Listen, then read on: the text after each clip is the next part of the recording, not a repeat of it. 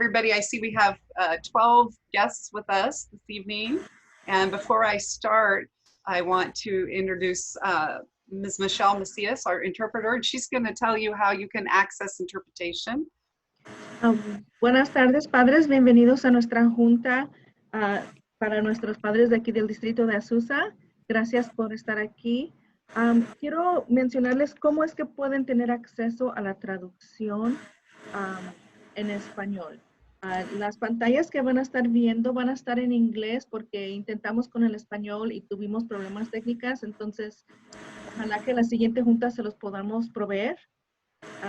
Esperamos poder hacerlo. Yes, Jen. I tell them just to hit the globe. As soon as you're done speaking, I'll put you in and they can hit the little globe and click on Spanish. En el momento que yo termine de hablar, la señorita Jennifer Edith Bryant me va a poner en otro cuarto donde voy a traducir. Entonces ustedes van a poder ver un globo, un mundo abajo en su pantalla, donde si quieren escuchar la traducción, entonces pueden asistir ahí, pueden oprimir ahí donde está el mundo y ahí van a tener acceso a la traducción. I'm going ahead and starting translation.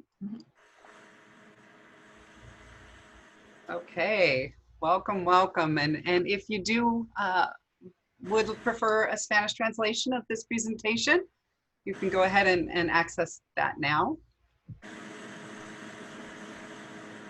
And we're going to go ahead and begin. Welcome, everybody. I am very excited to be here with you this evening. My name is Jennifer Edith Bryant, and I'm a director here in Azusa Unified School District.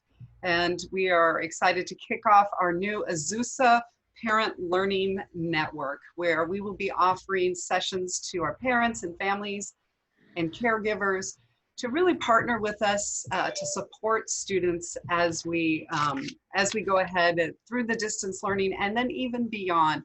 This is an opportunity for all of us to learn to work together on behalf of our students.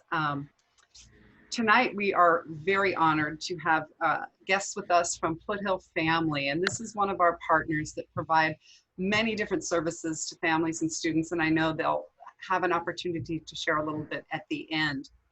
The goal of our Azusa Parent Learning Network sessions is to really just bring you one topic, a 45-minute presentation, and then let you leave with something that you can use at home with your students. So again, we thank you for being here. Thank you for being at this kickoff session. And I'm going to turn it over to our guests from Foothill Family, who will introduce themselves and share with you this evening on strategies for really ensuring student success during distance learning. Thank you, Wendy and Maria, for being here this evening. Thank you, Jennifer, and thank you to the Azusa Unified School District for inviting us to do this presentation, as we know that this is a very, very important topic at this moment in time, now that everybody's trying to navigate distance learning. And every caregiver that we've heard does have this desire to help their child really excel academically. Our climate is different. We are navigating this distance learning that is very unfamiliar to many families. And we hope that in this presentation, you leave with one thing, if at all, anything, even if it's just one thing to take with you so that you feel more resilient and more empowered to be able to navigate this very different and very unique time that we're all experiencing at the moment. So again, thank you so much for having us. My name again is Wendy Reynoso Moore. I am the clinical manager at Foothill Family, and I've been working for Foothill Family for over 8 years. And so it's a pleasure to be here, and I'll pass it to Maria for an introduction. Hi, good afternoon, everyone. My name is Maria Gonzalez, and I'm a therapist with Foothill, and I have been working with them for about 4 years. Thank you. So in this presentation, in this webinar, we really want to provide you all with certain ideas, certain strategies to be able to navigate this time as best as possible. And we wanted to start with a quote by a psychologist, and his quote is, "What a child can do today with assistance, the child will be able to do by him or herself tomorrow." And we really believe that us as caregivers have a lot of power over the way that we support our children, our students essentially. And we're going to be focusing on looking at what studies have shown that have been effective, because in reality, distance learning is actually not new for everyone. For the majority of us, it is. But historically, distance learning has been available to us in our society since the 1990s. So K through 12 environments began at that time. In 2017 and 18, there were about 500 full-time virtual schools that enrolled over 290,000 students, and enrollments in virtual schools increased by more than 2,000 students between 2016 and 2017, as well as 2017 and 18. So knowing that this has been in existence is really helpful to be able to learn from parents, from schools that have navigated this very unfamiliar time, and seeing what has helped them so that we can also adapt ourselves. And in the research, it has been found that parental involvement is going to be the key thing. So if we're talking about what our role is as caregivers when we are navigating distance learning, there's several aspects. Our role as parents, as caregivers, is focusing on helping our children know how to behave, so basically teaching manners, having to adapt and have attitudes about the way that they express the way that they feel about themselves and about their family values. Even for caregivers, learning how to mold the minds of our kids and helping them know how to learn. We teach information to guide their futures as adults, because we know that what they learn now is going to impact them later. So now with distance learning, when we're thinking about our roles as caregivers, we are navigating our virtual environment. And again, this is very unfamiliar territory for a lot of people. So we coined the term virtual caregiver, because now we're trying to use the skills and the things that we know that we are responsible for as parents, and transitioning that into how we utilize it to help our kids navigate virtual learning, which essentially is a virtual environment. So we're saying that at this point, we are also virtual caregivers, right? So when, again, mentioning the research and studies in looking at caregiver involvement, since it is the single most important factor that was identified as something that helps foster success, that's what we're going to be focusing on in this presentation. Giving everyone tools and techniques to consider doing so that their level of involvement with their kids and in their academics will help them move towards academic success. And it's a team approach, not just for yourself, but also with the school administration. And we're going to touch on that really briefly later on in the presentation as well. Now, as a caregiver virtually, it's important to consider working on trying to get comfortable with the platforms that are being introduced to you. Since COVID happened, there was a lot of learning that occurred, and a lot of learning with so many virtual things online, even knowing how to get into a website for a lot of parents, learning about what Google Classroom was, or what Google Meets was, or any type of interface that was so unfamiliar is something that we were essentially thrown into and trying to learn it quickly. And that could be very stressful. At the same token, new things are always stressful because they're new. And then eventually they become not so new once we get used to it. So part of it is exposing ourselves to being familiar with those platforms. And then also looking at what our roles are as caregivers, knowing what that is, knowing what our students' role is, so our kids' roles in what they are responsible for, as well as what the teachers' roles are. So teachers on the other side of the screen, knowing what to expect and how to be able to collaborate together is going to be very important. the Azusa Unified School District does have a link available here that I really encourage you all to explore with a number of resources to look into. And again, this is an opportunity for you to be able to get comfortable with the platforms that are available there. So one of the biggest messages that I feel, and Maria and I, when we've done these presentations, we do feel that this is a very important thing to focus on. We have gone through a lot as individuals, as families, as a community, as worldwide. And having to take a moment to pause and being able to recognize where we are in our emotions, the way that we feel, will allow us to practice something that we call self-compassion. And self-compassion is a task of being kind to oneself in the face of challenges. It is having mindful acceptance of one's suffering without judgment or criticism, especially when we make mistakes. And mistakes are going to happen. Mistakes are opportunities for learning, and that's something that we need to embrace too in order for us to continue moving forward. It is also knowing that we're not alone. We are not only dealing with it as a caregiver, as caregivers, we have teachers also who have their own kids. We have school administration that are dealing with a lot. We have providers that are dealing with a lot. We have your neighbors, people next door that are dealing with the same struggles as well. So knowing that you aren't on your own with this challenge does feel less lonely. It's also an opportunity to understand that there is a level of self-acceptance that needs to happen for us to be able to move forward.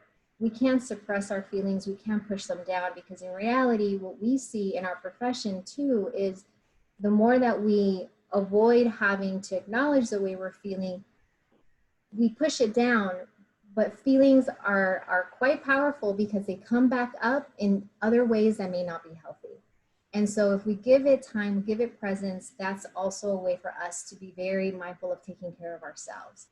So the reason I say why it's so important to do this as caregivers is because our kids are watching, and they're watching how we're managing our own stress. They're watching how we're managing our responses to even distance learning. So really being mindful as to how we're responding to our own challenges as well. And then I would also like to add that, like Wendy mentioned, they're watching, and we are their primary role models. So we teach them how to be self-compassion and how to practice it, how to be mindful of what they're feeling and acknowledging these feelings, and as parents, normalizing them for them as well. Absolutely. So the thing that had always hit me when I've heard, there's a famous, she's actually quite popular now, Brene Brown. She's a social worker who is kind of in the mainstream media right now. But she has said what I thought was really helpful is that the one emotion that tends to be the most contagious is anxiety.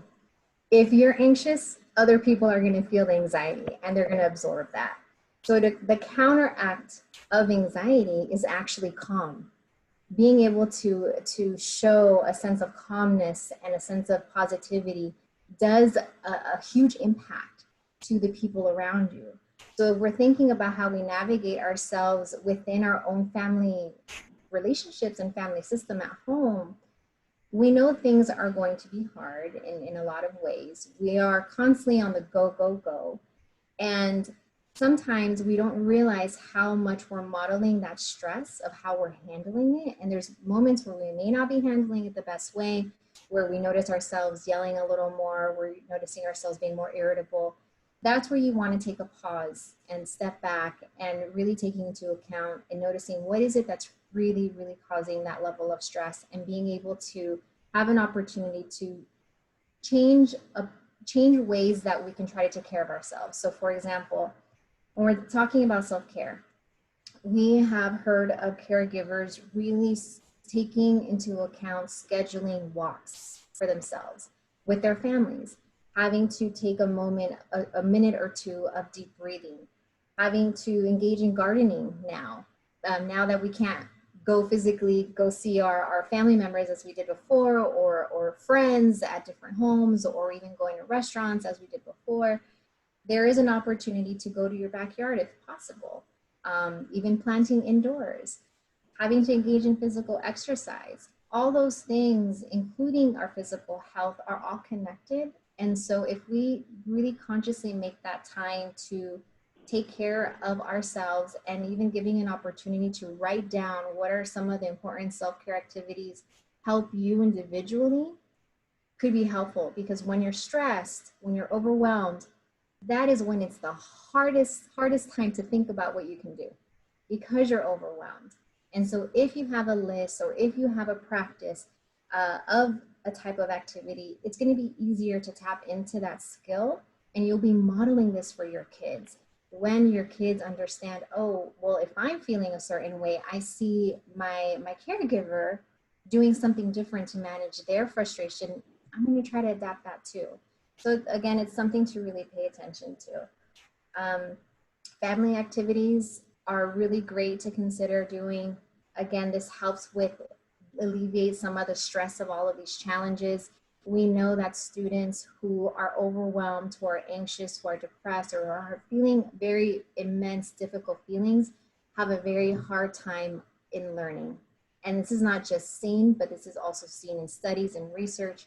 That's why we are really pushing this idea of being able to have a primary focus in emotional well-being, so that you're able to navigate all these other pieces a little bit more easily.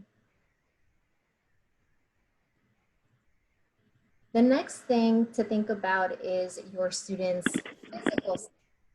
So everybody is at home or wherever they are in doing their distance learning. And one of the things to consider is to create a designated space where your student can focus on their academic studies. The reason being is that when you have a designated space, that helps trigger the brain to know that this is my space. It'll help with transitioning in and out of that space of their virtual learning, because it gives a sense of balance. That space should be a spot where they are comfortable in looking at their seat, looking at their table, looking at if they're able to have good posture as they're doing virtual learning, making sure that they have good internet connection, and verifying what the issues are if there are issues that are popping up. Providing a quiet space is important. We know that in some circumstances, in some homes, it's very difficult. So if considering headphones, that's something that might be very helpful. Having to remove distractions around the area. So we know, especially, you know, Maria and I are moms, and we have our own kids in distance learning as well. It gets very difficult. And so you try to navigate it almost day to day, and figuring out, okay, you know, this spot actually works great, or this spot was not conducive at all, and we have our kids very distracted. And it depends on the age. So seeing what is it that's going to be appropriate in their physical setup that's going to allow them to be able to really focus and do the work that they need to do. Setting up routines, coming in and out of virtual classroom. Morning routines are very helpful. We have routines when we're at work. You even have routines possibly at home, where you know when you're going to do laundry, when you're going to do dishes, or when you're going to take care of certain tasks. All that is really helpful in structuring, and that's the same idea for your students. So consider having a structure. Other thing is encouragement, having a focus on your relationship with your kids. The thing that we've heard and we've shared is that your kids are going to remember how they felt during this time. They're not going to remember that maybe one assignment they missed. So having to really pay attention to their efforts, to their progress, giving that praise as much as possible, helping them understand the link between the way they feel with how they behave, so that they know that they can make some choices in their behaviors, and you can guide them with that. And having to help facilitate the interactions between them and their teacher. Sometimes they need to have your support in order to connect to a teacher and have them express what their needs are. If they're not ready, then you can at least be with them in order for you to share that, and then practicing eventually them doing it on their own. So it helps them have some sense of accountability for also their own education too. We also want to highlight reinforcement. So caregivers being able to closely monitor a student's performance, sometimes having to have a nonverbal cue to your child. And some parents have a look, some parents have a snap of the finger, something nonverbal just to help them redirect themselves to their classroom, because distractions are going to happen. Every child is different in regards to their attention span. Some children are able to sit down a little longer than others. Your child is going to be unique to their own needs. So being able to know when to step in and when to encourage maybe a bit of a break, and working with the teacher when you notice there is a struggle. So again, having that open communication, and then also being familiar with the parent portals that you have with the school, so that you can monitor their progress as well, and seeing what is it that they're doing well on and what is it that they're struggling with. Consider looking at instruction. So during gaps in their school day, this is a great opportunity to help reinforce whatever they're learning. And I say this because we can very well help our child and our children with their academic learning while they're in the virtual classroom, but the learning continues beyond that. So as they step away from the classroom, you can potentially not only do some exploring questions of, hey, what did you learn today? What did you like? What did you not like? What did you struggle? Based off of those answers, you can try to figure out how to maybe create a fun activity that's outside of the virtual classroom to reinforce what they learned, or you get to understand what they really enjoy. So I've heard of some family members when their kids are learning, for example, about the development of a caterpillar, for example, into a butterfly. And they decided to do really fun activity on their own by going outside and trying to find butterflies and counting them. And it's a game. It's things like that, just to kind of keep in mind how to reinforce that learning so it becomes more fun, and it could be potentially a family activity. So we as virtual caregivers are essentially part of the learning process and making sure that we're incredibly involved. Talking about learning styles, this is something that teachers are quite familiar with. Us as caregivers, it would be very important for us to really take time to learn about our children's learning style. Some children learn very easily visually. Some of them learn more by listening. Some children learn a lot more with movement. Some see pictures and they're able to grasp it better. Some are able to learn better with their hands. And having to adapt all that learning and really paying attention to what does your child really connect to can really make their learning a lot more enriching for them, and you creating opportunities to be able to tap into those learning styles.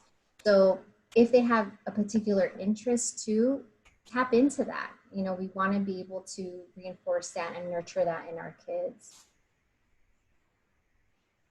Motivating students is important. So we did want to highlight two types of motivations, and this is something that in the world of psychology, we utilize this quite a bit in regards to looking at intrinsic motivation and extrinsic motivations. And the reason why we separate these two is because both motivations are important, but because they're important, we want to nurture both.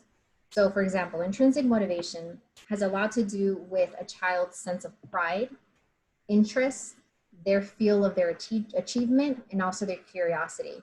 So it's all internal. The external piece, the extrinsic motivation, has a lot to do with what they receive externally. So it could be that they get reinforced or motivated by their grades. It could be that they may have some consequences that are placed on them and they understand maybe I need to do A rather than B to avoid the consequence. There could be a lot of praise. They know that they're going to get this verbal attention from authorities around them, adults. That is very rewarding. Also, some families end up using some incentives. Here we have the thing of money, but in reality, it could be any incentive that's non-monetary. It could be an opportunity to watch a movie or decide what music to listen to in the car and so forth. All these things could be very helpful in motivating a child, and you have to explore what is it that motivates them. Because again, every child is different. Some children are motivated by stickers, others don't care about stickers whatsoever, and they would rather have possibly a choice of an ice cream flavor for dinner. So you have to identify what's going to be motivating for them. The idea with intrinsic motivation, though, that is something that we really want to nurture a whole lot. So again, both of them are important. The intrinsic motivation, though, is one that tends to last a lot longer, and it helps with the development of also self-esteem too. Talking about expectations that you and your child have about their digital learning is important.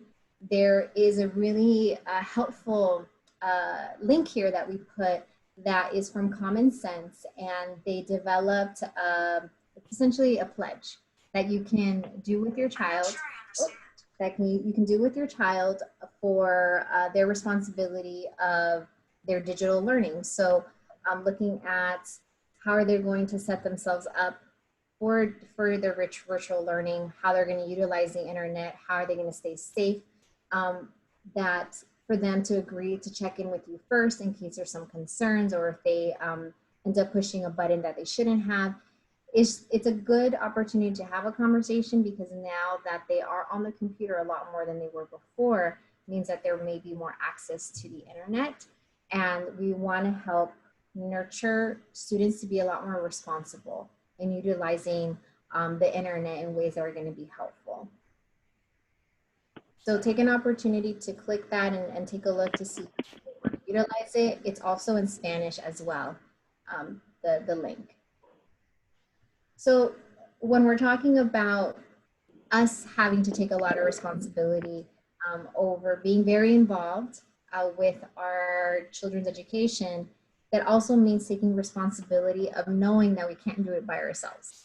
We have a necessity to reach out to our support network in order to help nurture an environment that's going to help our children succeed academically.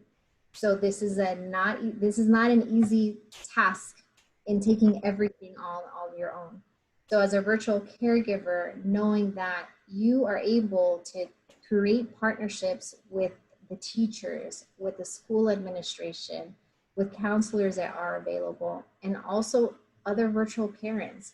So connecting with other parents who are trying to navigate the same thing, you can be able to problem solve with other family members that are trying to navigate it as well, which helps you feel not only more supported, but it can also be quite fulfilling too and enriching in your experience as a caregiver. And your children will thank you for it. They will notice, the way that you carry yourself and the way that you are able to handle all of these challenges with distance learning too. And there could be a lot of benefits to it. One of the things that we have mentioned in the past is having to look at more over what it is that you have control over versus what you don't, and putting a lot of your energies on what you do have control over. And that has to do with reaching out for support. So in doing so, we want to mention, what parenting skills will you need to address challenging situations, because they do arise, or they have already, and in multiple ways. And so we're gonna share some quotes of certain parents that have shared about what certain struggles have popped up. And I would be curious, to see how many people relate to this, and if they themselves have gone through this already, or and how they respond to it. So we put a picture up, and what I just want for you all to take time, a brief moment, to see what your reactions are when you see this picture. When you see this picture, there could be a lot of feelings. And I would not be surprised if many of you have felt what you're feeling now already with your own kids, possibly. If you haven't, blessings to you. If you have, this is something that is quite common. And so parenting is hard. Doing it virtually with your kids and trying to navigate a virtual environment is very difficult. So let's talk about defiance. Students who reject caregivers' efforts to help and refuse to follow rules is something that we hear from a lot of families that we support. And some students very much struggle. We did have a quote from one mom that said, "I don't know how to change that attitude. It's not your normal situation. I would like individual caregiver teacher time every other week." This is to say that it's very stressful and trying to figure out how to navigate it. So the solution that we propose is, if the caregiver-student relationship is deteriorating and it's getting worse, the caregiver really can benefit from seeking out school support, which can potentially include counseling to address any problematic behaviors. Again, you're not on your own with all of this. This could be very overwhelming and very stressful. You can also, even with the school support, I've heard of teachers providing such fantastic support in modifying, if needed, the work so that it's a little bit targeting the child's needs. Having even a conversation with a student outside the virtual classroom and just having a conversation, and all of a sudden there's a connection that is happening with the teacher. And so when they're in the classroom, they feel a little bit more at ease. Some students feel criticized a lot, or they are more self-critical, actually. They're more self-critical about themselves when they're on the screen. And so they end up internalizing all that, and they feel very stressed and overwhelmed. And then many kids can potentially say, "That's it, I give up. I don't want to do any of this." So it could come from a lot of places. Defiance can come from fear of judgment, fear of criticism. It could be feeling like they can't do it. So there's a lot of things that we want to at least nurture and address, and that can be done with the supports around you. We have emotional dysregulation. So this alludes to having a struggle with your own feelings and not knowing how to manage them in the best way. So one mom had said, online learning was a huge learning curve. I had to sit with him side by side for the first 4 to 6 weeks. I didn't have the time to keep that up. Then at a slow rate, I was packing up and encouraging him to contact his teachers. He needed to learn time management. So there's a sense of, oh, this is too much. This is just too much. I can't do it. This is very difficult. So the solution that we have here is, virtual caregivers may need to focus on helping the student develop a level of self-responsibility in small steps. So coming in and out of support and helping them be a little bit more accountable and dependent with their work. It's okay to take a break when needed. It could be that the child might need a little bit more space to regulate and to calm down a little. The caregiver models that self-regulation. And so stepping back can be a great way to model better emotional control. So again, we're modeling consistently. If they are reacting and we automatically react with the same level of frustration and the same level of anger and the same level of feeling defeated, they're going to feed off of that. And that doesn't end up helping and in the moment. So if we're able to say, okay, I reacted, I got to a level that I just couldn't handle my own frustrations, you can, as a parent, even tell your child, you know what, I really need to step back too. I'm very frustrated right now, just as you are. Let's take a break and then we'll come back again and we'll figure this out. Then it becomes a team approach. We have another need that we've seen is multiple siblings. This mother had said, my daughter is a procrastinator and my son lacks confidence to do things on his own. He needs lots of encouragement. For my daughter, it is more about listening and checking up on her and making sure she's okay. For my son, I have to continually encourage him to go directly to his teacher. I think he does not like that because the teachers will not give him the answer. So the solution here is the virtual caregiver needs to determine what type and what level of caregiver involvement each student needs. This takes time, this takes energy, and it could be quite exhausting, but it's definitely worth doing it because in the long run, you're going to see a significant benefit to it when you notice your kids actually becoming a little bit more self-sufficient, a little more confident in themselves. And so you're able to know how to modify the way that you need to step in and step back by providing that support. So it's something to consider. Now, the take-home message is being a caregiver is challenging. We know it's hard. Now, being a virtual parent can feel even more challenging during a pandemic. And it's not just a pandemic, but everything that carries the weight of the pandemic with issues with finances, with concerns, with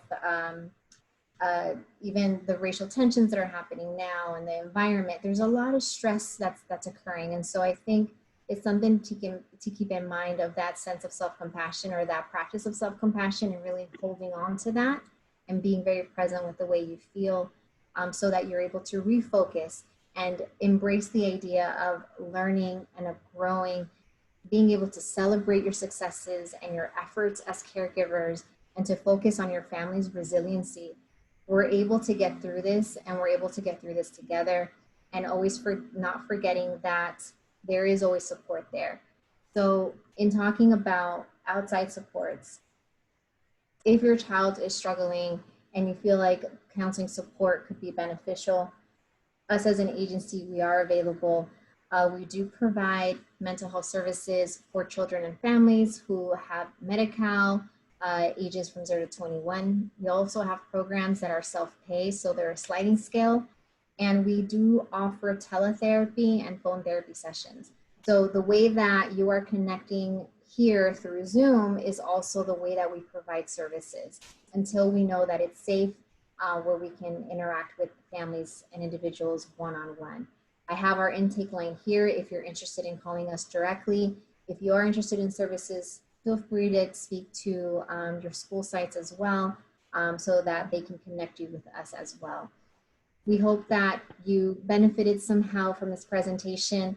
I do want to say a really big thank you again to the district for allowing us to provide you with this information, and hopefully you took one thing, if at all, as to acknowledging or giving yourself some time to acknowledge your efforts and the way that you have been able to dedicate yourselves in trying to do the best that you can. And the best as you can is good. And I think that's what we have to remember. The best as you can is good. It's not perfection. Perfection doesn't exist. It's having to make that effort and acknowledging that for yourselves too. So here are the references, resources. I understand that perhaps the presentation will be available for you possibly. And maybe you can share that a little bit, Jennifer. But again, thank you so much. Thank you. Thank you so much to you, Foothill family. We have a few minutes left, and I am going to go ahead and ask if I did have one question we saw in the Q&A, and we put a response in there, and our other panelists can add to that as well.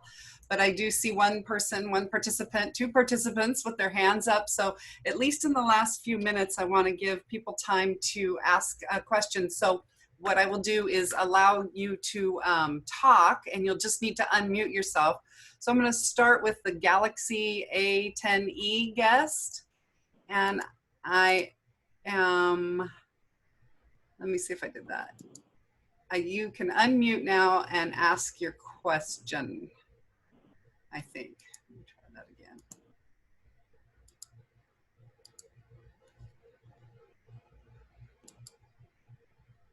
Nope. Galaxy A10. Let me unmute again. Hold on a quick second. All right, I'm going to come right back to you. Let me see who else we have with hands up. Just the one. Okay. If you want to unmute, if you've raised your hand and you have a Galaxy phone, if you can unmute, you should be able to ask your question.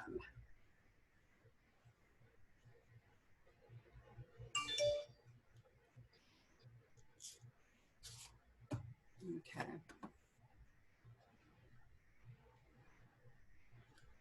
Nope. Okay. Again, at the bottom is an option for you to raise your hand if you wanted to ask our presenters any questions. I'm going to look in the chat and see if we have any other questions. Thank you for your appreciation, Cecilia. I'm trying to see if you want to type in the Q&A or in the chat. We can also answer questions that way.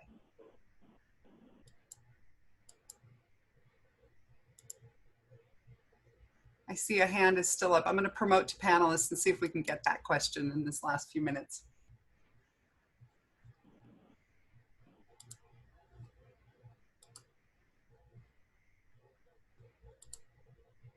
Okay, Galaxy phone, if you want to unmute yourself, you should be able to talk now.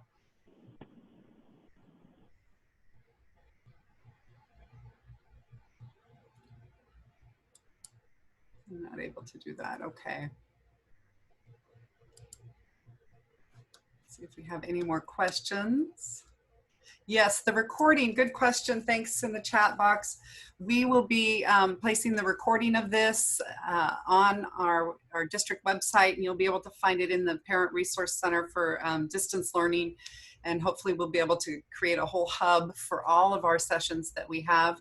We are working on also ensuring that we have a Spanish version, a recording also of the slides. We're going to work on that as we get going. So you can come back and watch it again or access things. I also put the link to our PowerPoint slides, and those are available. If at any point anyone wants to reach out and has a question or is having any trouble accessing these, I'll go ahead and type my, my email in the chat, and that way you can reach out if you need to.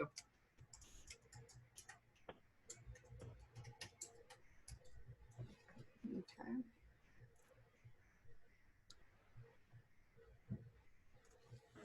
We are hoping to, go ahead. I was just saying, I just noticed that there was a question in the Q&A box. So I was looking at the chat, so I didn't realize there was two. But it sounds like the question was, what are some strategies to help your child develop intrinsic motivation? I don't know who, was this you, Jennifer, that answered it? Because this is exactly what we would allude to.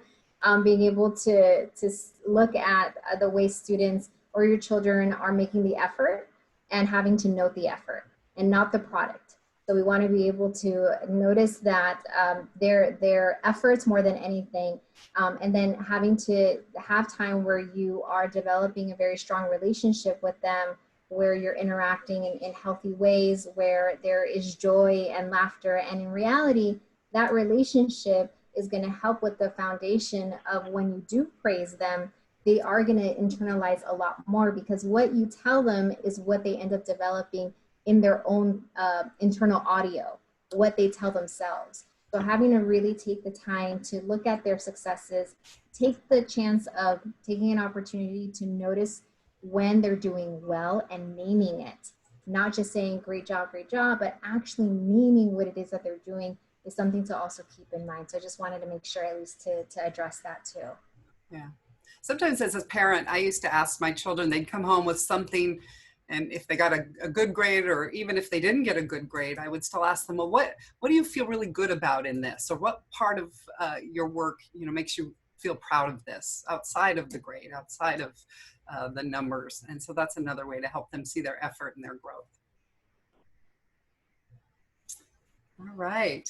Well, thank you. We have one more guest. I'm going to allow Maria Garcia. I am going to try to unmute you, and you can now unmute yourself and ask your question. I must not be doing it right. Oh, yes, Maria, are you there? Sí, buenas tardes, señorita. ¿Me escucha? Buenas tardes. Sí, buenas tardes. Yes. La pregunta es referente a las ausencias, como a veces por la tardanza han entrado digamos, por el internet, quería decir, está slow, está muy bajo y por eso no, a veces los niños llegan 5 minutos, 10 tarde, y del distrito han llamado, por en mi caso me llamaron y el maestro nos excusó, pero siempre nos llamaron que estaba ausente. Entonces, ¿con quién tiene que ir uno directamente? I'm going to have our Michelle, hold on a minute.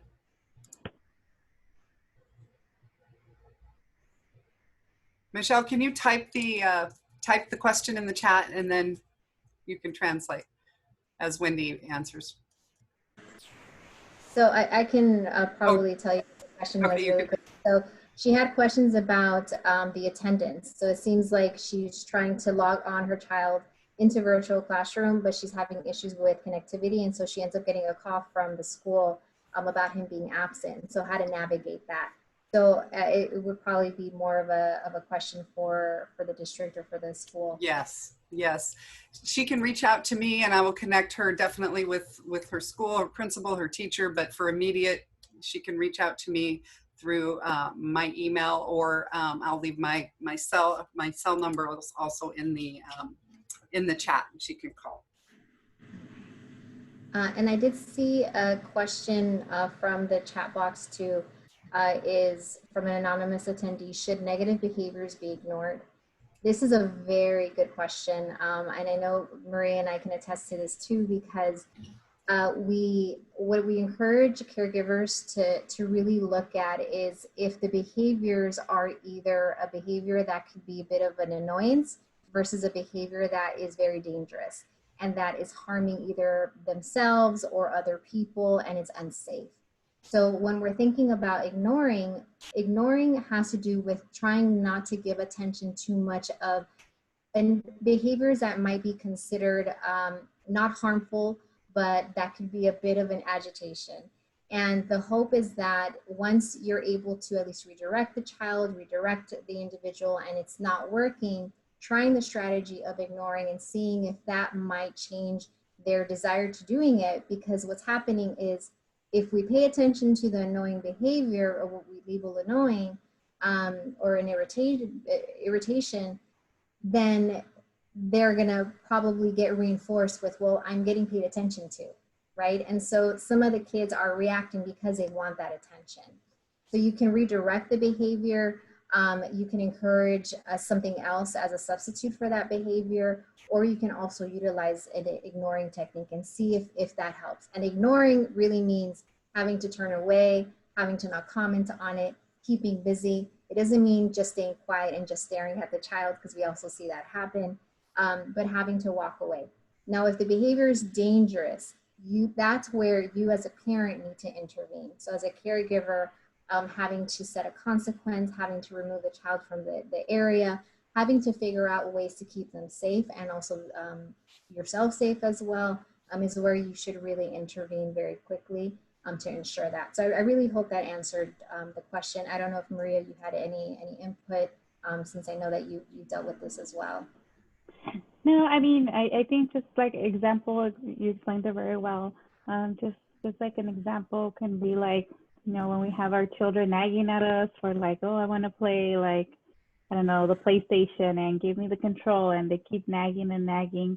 And sometimes, you know, we have seen where parents give in and give them the gaming control, and that's where the parent reinforces that behavior, the nagging behavior, right? So we want to make sure that, you know, you provide a definite no if that's the answer, and then if they keep nagging, then that's like when Wendy was saying, actively ignore the nagging so that, you know, they can see that the nagging is not going to work. And that's just an example of a behavior. So we are at the end of our time, and I just again want to thank you, Foothill family, for joining us for our kickoff session tonight. Thank you to all of our attendees. Just really appreciate you all being here, parents, and I have my contact information in the chat if you need to send me an email about other questions or help directing you to other resources. We can do that. And of course, Foothill family is one of our great partners that provides resources for our students and families. And so it's great for them to join us this evening. Thank you, everybody. Have a wonderful rest of your evening. And we hope to see you at our next session, which I believe is the October, I don't know, so I'm not even gonna say it. It'll be on the website. Look for that and look for information in our weekly communications to parents. Thanks again. Thank you. Thank you. Bye-bye, everybody.